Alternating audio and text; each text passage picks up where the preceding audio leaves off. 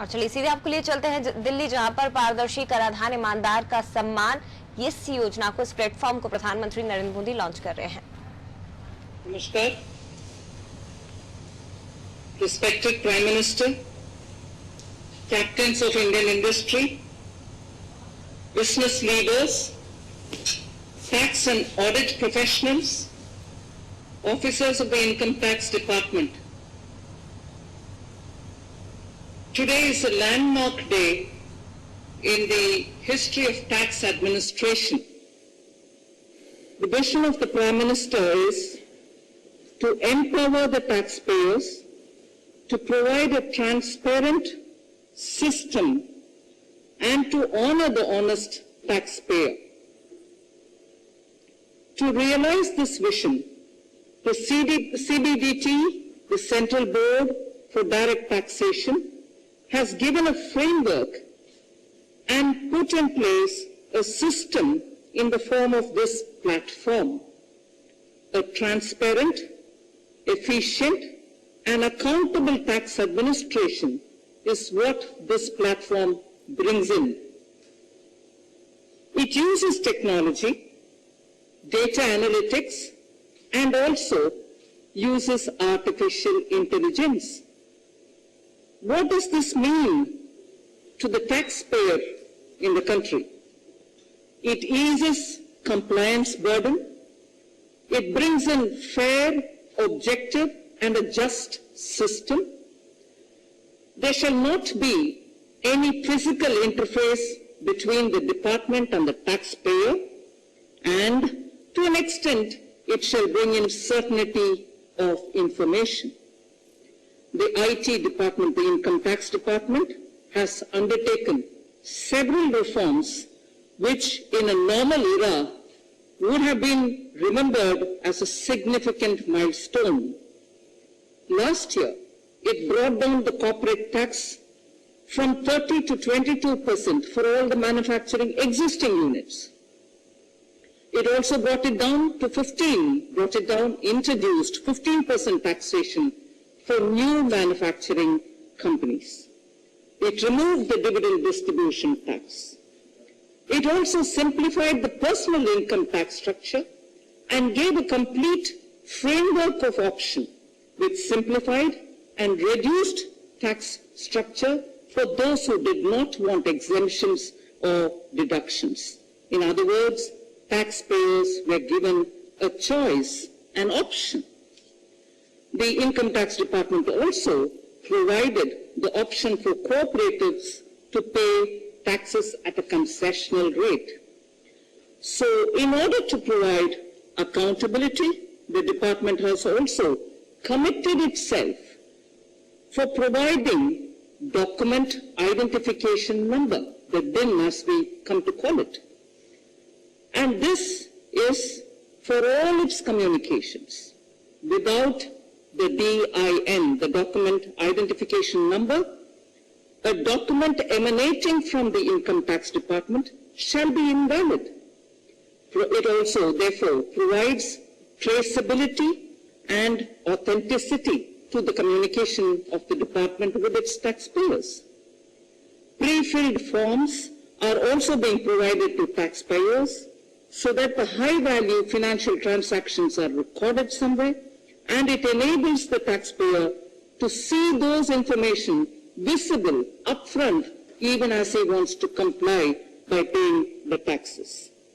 Honorable Prime Minister, the department is also hand-holding taxpayers and helping them to understand how to use pre-filled forms, and therefore it's not just introducing a transparent system, but also is helping the taxpayers to be able to understand and comply. Honorable Prime Minister, under your guidance, we also brought in the Vivad Se Vishwas scheme, through which we wanted to bring in a closure to all the pending tax disputes. That has received a lot of good response from the taxpayers. Respected Prime Minister, the IT department has also taken up several measures to provide digital transaction and electronic modes of payments for the taxpayers.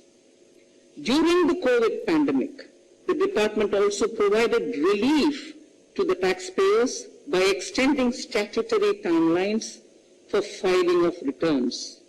The department also has released the refunds which are due to the taxpayers in an expeditious manner.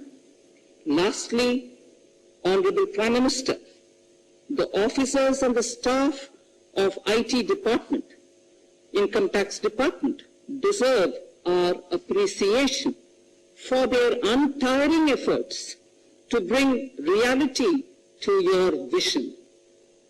I would like to make a special mention to all the Income Tax Gazetted Officers Association members who this morning have sent a message to the Finance Secretary, a message of commitment, a message of their commitment to see that this vision of the Honorable Prime Minister is realized without any glitches.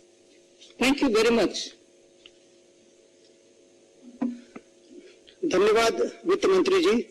अब मैं आदरणीय प्रधानमंत्री महोदय से आदरपूर्वक निवेदन करता हूं कि वे कृपया transparent taxation honouring the honest platform का लोकार्पण करें।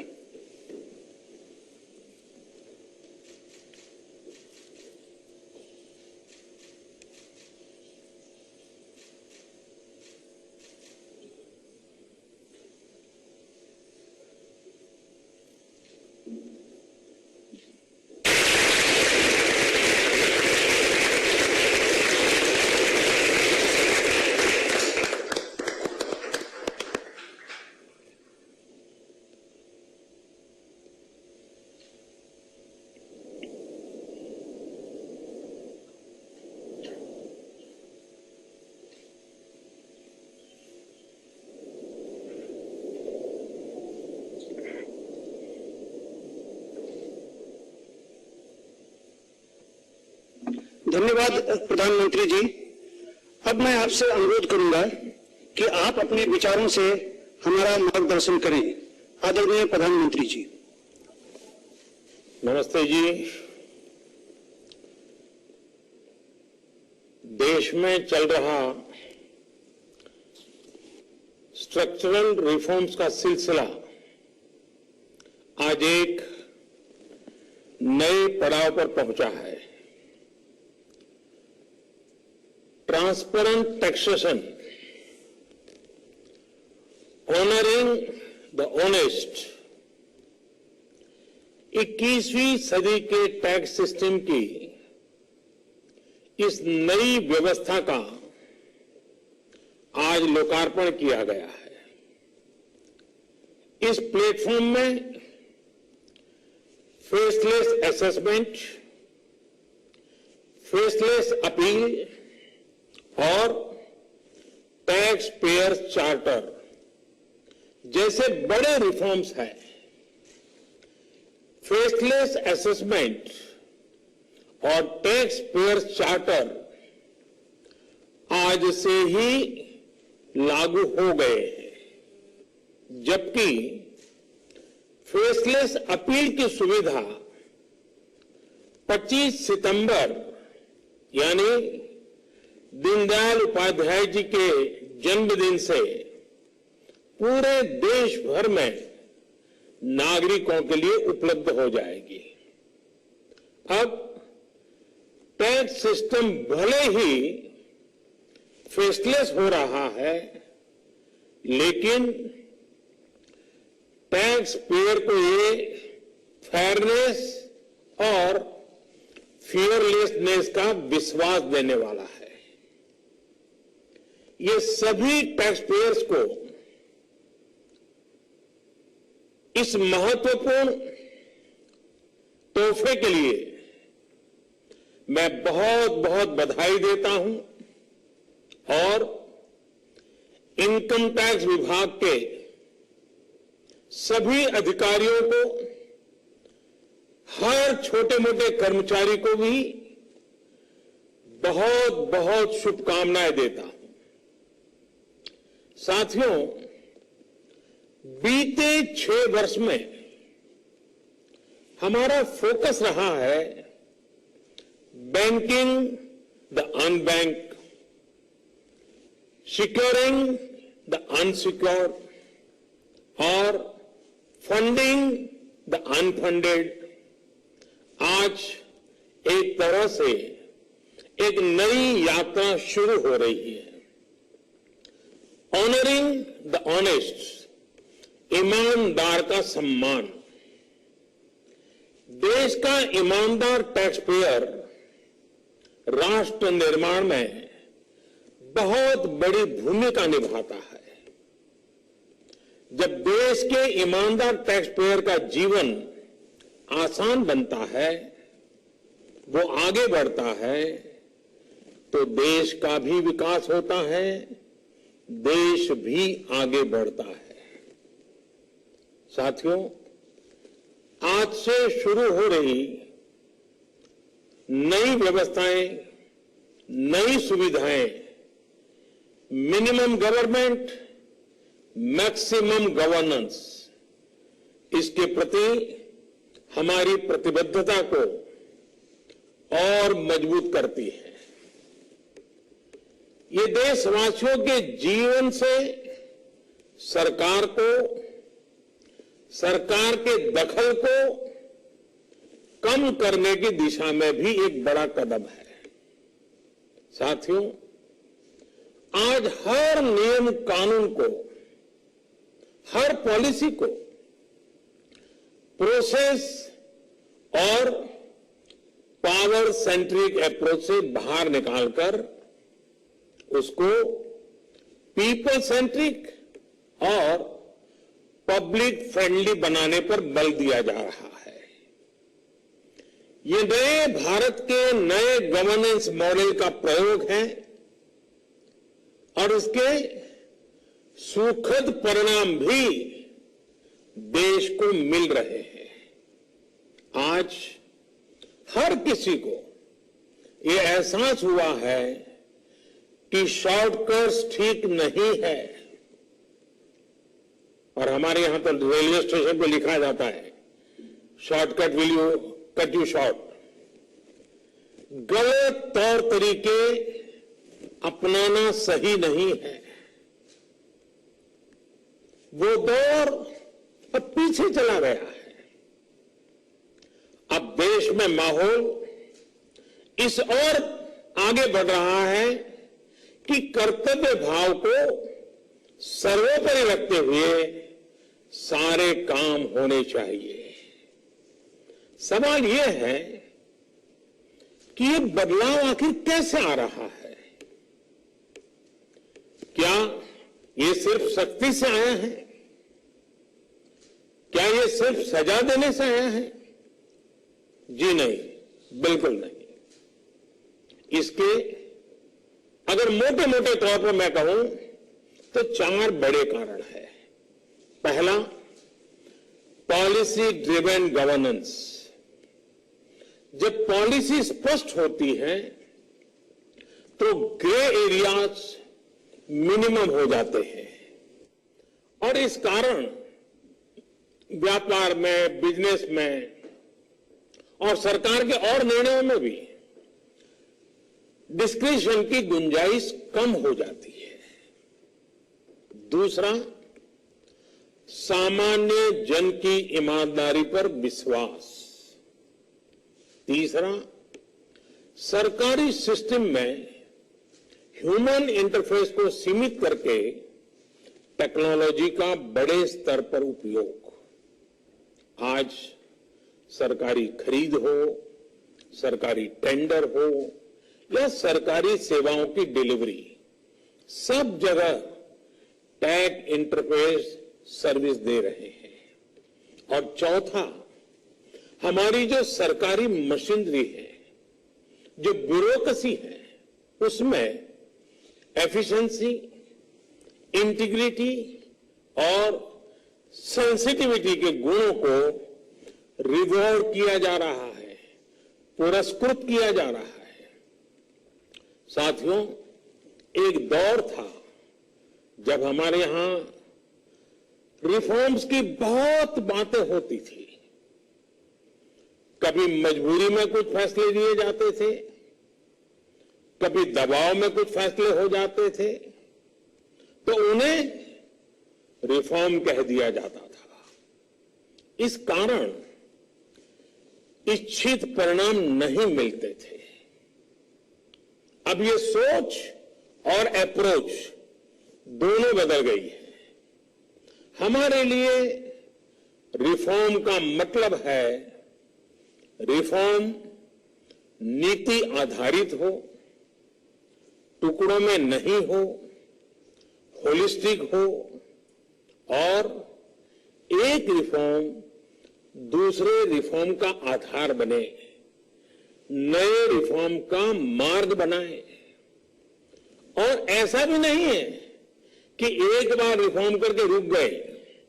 ये निरंतर सतत चलने वाली प्रक्रिया है।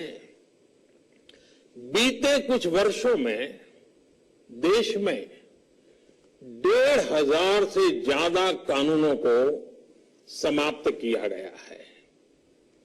ईज ऑफ डूइंग बिजनेस की रैंकिंग में भारत आज से कुछ साल पहले 134वें नंबर पर था। आज भारत की रैंकिंग 63 है। रैंकिंग में इतने बड़े बदलाव के पीछे अनेकों रिफॉर्म्स हैं, अनेकों नियमों कानूनों में बड़े परिवर्तन है। रिफॉर्म्स के प्रति भारत की इसी प्रतिबद्धता को देखकर विदेशी निवेशकों का विश्वास भी भारत पर लगातार बढ़ रहा है। कोरोना के इस संकट के समय भी भारत में रिकॉर्ड एफडीआई का आना इसी का उदाहरण है। साथियों, भारत के टैक्स सिस्टम में फंडामेंटल और स्ट्रक्चरल रिफॉर्म्स की जरूरत इसलिए थी क्योंकि हमारा आज का ये सिस्टम गुलामी के कालखंड में बना और फिर धीरे धीरे इवॉल्व हुआ। आजादी के बाद इसमें यहां वहां थोड़े बहुत परिवर्तन किए गए, लेकिन लार्जली सिस्टम का कैरेक्टर, उसकी चाल चलन वही रहा। परिणाम यह हुआ कि जो टैक्स पेयर राष्ट्र निर्माण का एक मजबूत पिलर है, जो देश को गरीबी से बाहर निकालने के लिए योगदान दे रहा है, उसको कटघरे में खड़ा किया जाने लगा। इनकम टैक्स का नोटिस फरमान की तरह बन गया। देश के साथ छल करने वाले कुछ मुट्ठी भर लोगों की पहचान के लिए बहुत से लोगों को अनावश्यक परेशानी से गुजरना पड़ा। कहां तो टैक्स देने वालों की संख्या में गर्व के साथ विस्तार होना चाहिए था और कहां गठजोड़ की, सांठगांठ की व्यवस्था बन गई। इस विसंगति के बीच ब्लैक और व्हाइट का उद्योग भी फलता फूलता गया। इस व्यवस्था ने ईमानदारी से व्यापार कारोबार करने वालों को, रोजगार देने वालों को और देश की युवा शक्ति की आकांक्षाओं को प्रोत्साहित करने के बजाय कुचलने का काम किया। साथियों, जहां कॉम्प्लेक्सिटी होती है वहां कंप्लायंस भी मुश्किल होता है। कम से कम कानून हो, जो कानून हो वो बहुत स्पष्ट हो, तो टैक्स पेयर भी खुश रहता है और देश खुशहाल होता है। बीते कुछ समय से यही काम करने की दिशा में एक के बाद एक कदम उठाए जा रहे हैं। अब जैसे दर्जनों टैक्सेस की जगह जीएसटी आ गया, रिटर्न से लेकर रिफंड की व्यवस्था को पूरी तरह से ऑनलाइन किया गया, जो नया स्लैब सिस्टम आया है उसमें बेवजह के कागजों और दस्तावेजों को जुटाने की मजबूरी से मुक्ति मिल गई है। यही नहीं, पहले 10 लाख रुपए से ऊपर के विवादों को लेकर सरकार हाई कोर्ट और सुप्रीम कोर्ट पहुंच जाती थी। अब हाई कोर्ट में 1 करोड़ रुपए तक के और सुप्रीम कोर्ट में 2 करोड़ रुपए तक के केस की सीमा तय की गई है। विवाद से विश्वास जैसी योजना से कोशिश ये है कि ज्यादातर मामले कोर्ट से बाहर ही सुलझ जाए। इसी का नतीजा है कि बहुत कम समय में ही करीब 3 लाख मामलों को सुलझाया जा चुका है। साथियों, प्रक्रियाओं की जटिलताओं के साथ साथ देश में टैक्स भी कम किया गया है। 5 लाख रुपए की आय पर अब टैक्स 0 है। बाकी स्लैब में भी टैक्स कम हुआ है। कॉरपोरेट टैक्स के मामले में हम दुनिया में सबसे कम टैक्स लेने वाले देशों में से एक हैं। साथियों, कोशिश ये है कि हमारी टैक्स प्रणाली सीमलेस हो, पेनलेस हो, फेसलेस हो। सीमलेस यानी टैक्स एडमिनिस्ट्रेशन हर टैक्स पेयर को उलझाने के बजाय समस्या को सुलझाने के लिए काम करे। पेनलेस यानी टेक्नोलॉजी से लेकर रूल्स तक सब कुछ सिंपल हो। फेसलेस यानी टैक्स पेयर कौन है और टैक्स ऑफिसर कौन है, इससे मतलब ही नहीं होना चाहिए। आज से लागू होने वाले ये रिफॉर्म्स इसी सोच को आगे बढ़ाने वाले हैं। साथियों, अभी तक तो होता यह है कि जिस शहर में हम रहते हैं उसी शहर का टैक्स डिपार्टमेंट हमारी टैक्स से जुड़ी सभी बातों को हैंडल करता है। स्क्रूटिनी हो, नोटिस हो, सर्वे हो या फिर जब्ती हो, इसमें उसी शहर के इनकम टैक्स डिपार्टमेंट की आयकर अधिकारी की मुख्य भूमिका रहती है। अब ये भूमिका एक प्रकार से खत्म हो गई है। अब इसको टेक्नोलॉजी की मदद से बदल दिया गया है। अब स्क्रूटिनी के मामलों को देश के किसी भी क्षेत्र में किसी भी अधिकारी के पास रैंडम तरीके से आवंटित किया जाएगा। अब जैसे मुंबई के किसी टैक्स पेयर का रिटर्न से जुड़ा कोई मामला सामने आता है, तब इसकी छानबीन का जिम्मा मुंबई के अधिकारी के पास नहीं जाएगा, बल्कि संभव है कि वो चेन्नई चला जाए, गुवाहाटी चला जाए, रायपुर चला जाए, अहमदाबाद चला जाए, वो फेसलेस टीम के पास जा सकता है और वहां से भी जो आदेश निकलेगा उसका रिव्यू किसी दूसरे शहर, कहीं जयपुर हो जाएगा, बेंगलुरु हो जाएगा, चेन्नई हो जाएगा, कोची हो जाएगा, वहां की टीम करेगी। अब फेसलेस टीम कौन सी होगी, इसमें कौन होगा, ये भी कंप्यूटर रैंडमली तय करेगा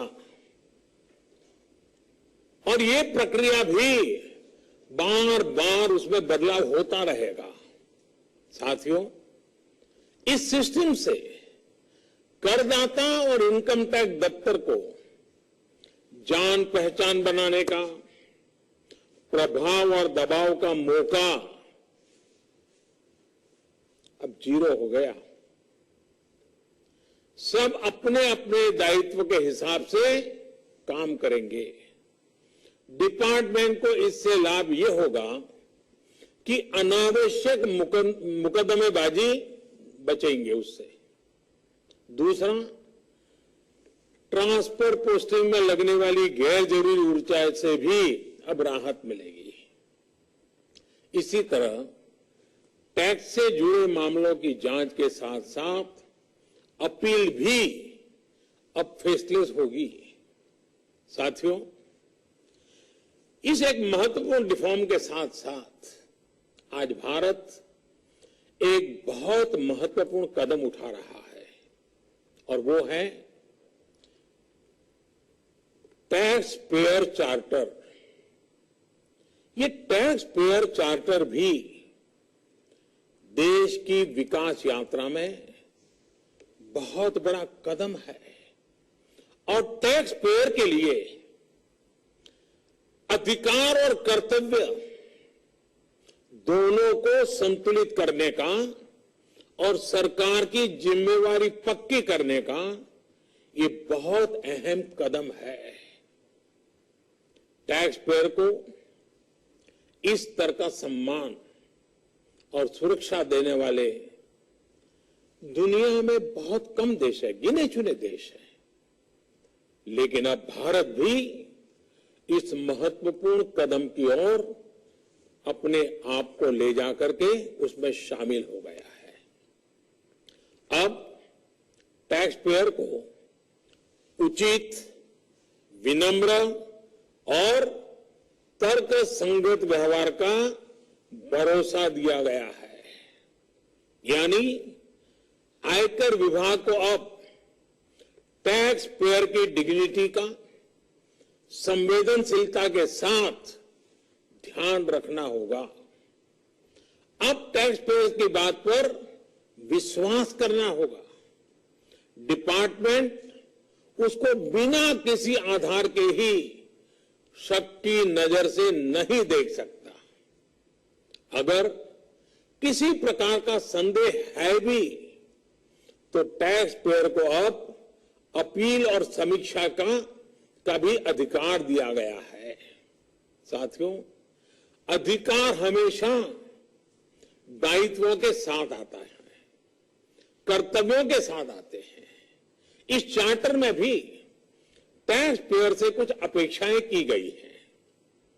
टैक्स पेयर के लिए टैक्स देना या सरकार के लिए टैक्स लेना ये कोई हक का, अधिकार का विषय नहीं है, बल्कि ये दोनों का दायित्व है, जिम्मेवारी है, कर्तव्य है, रिस्पॉन्सिबिलिटी है। टैक्स पेयर को टैक्स इसलिए देना है क्योंकि उसी से सिस्टम चलता है। देश की एक बड़ी आबादी के प्रति देश अपना फर्ज निभा सकता है और उज्जवल भविष्य की ओर कदम भी रख सकता है। इसी टैक्स से खुद टैक्स पेयर को भी तरक्की के लिए, प्रगति के लिए बेहतर सुविधाएं और इंफ्रास्ट्रक्चर मिल पाता है। वहीं सरकार का ये दायित्व है कि टैक्स पेयर की पाई पाई का सदुपयोग करे। ऐसे में आज जब करदाताओं को सुविधा और सुरक्षा ये दोनों मिल रही हैं, तो देश भी हर टैक्स पेयर से अपने दायित्वों के प्रति ज्यादा जागरूक रहने की अपेक्षा करता है। साथियों, देशवासियों पर भरोसा, इस सोच का प्रभाव कैसे जमीनी पर नजर आता है, ये समझना भी बहुत जरूरी है।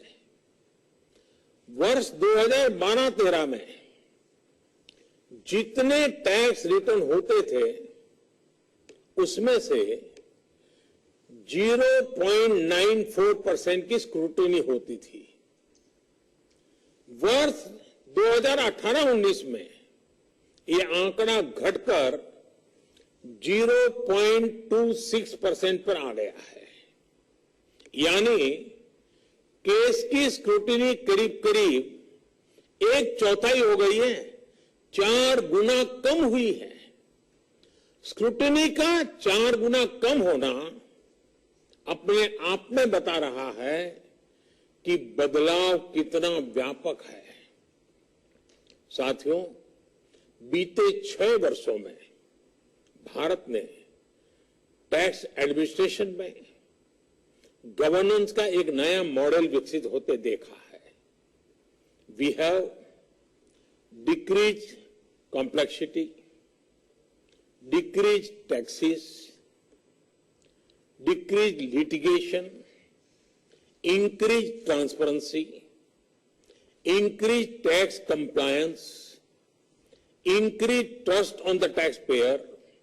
साथियों, इन सारे प्रयासों के बीच बीते 6-7 साल में इनकम टैक्स रिटर्न भरने वालों की संख्या में करीब 2.5 करोड़ की वृद्धि हुई है।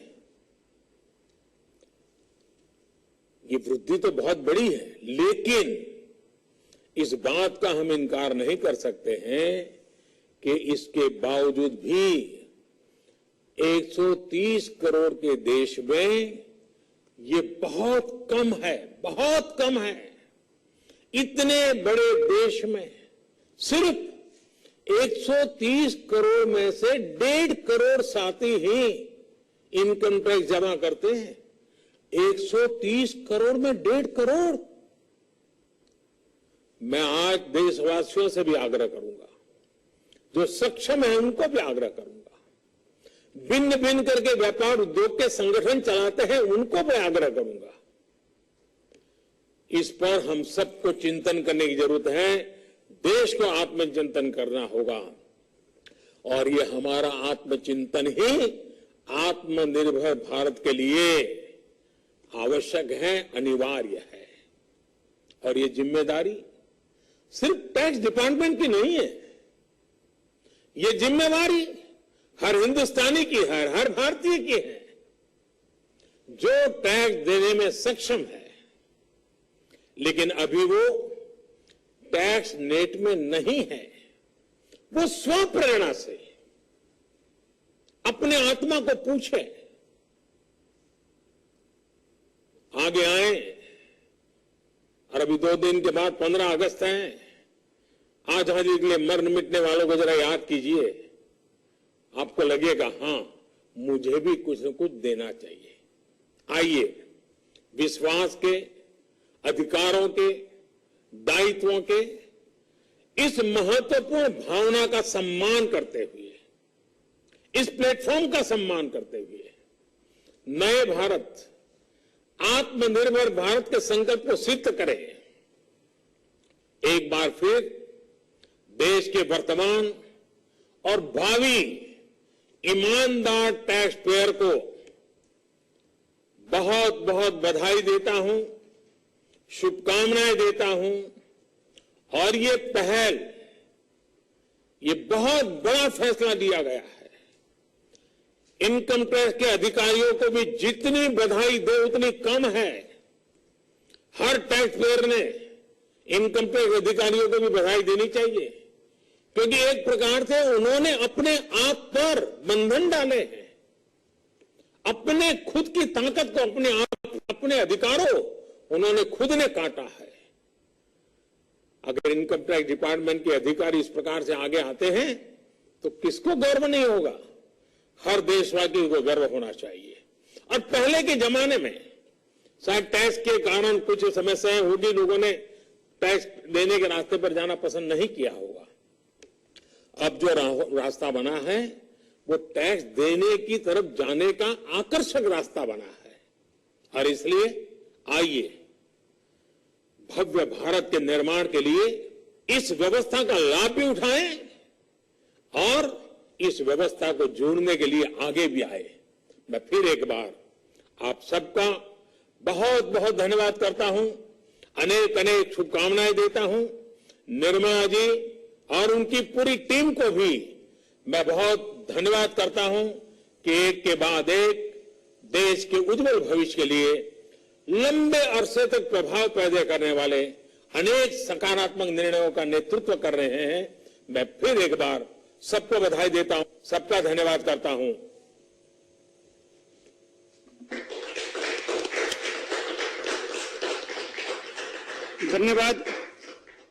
धन्यवाद प्रधानमंत्री जी। इस कार्यक्रम के अंत में हम आपका, आदरणीय वित्त मंत्री जी का, वित्त राज्य मंत्री जी का और सभी का आभार, धन्यवाद।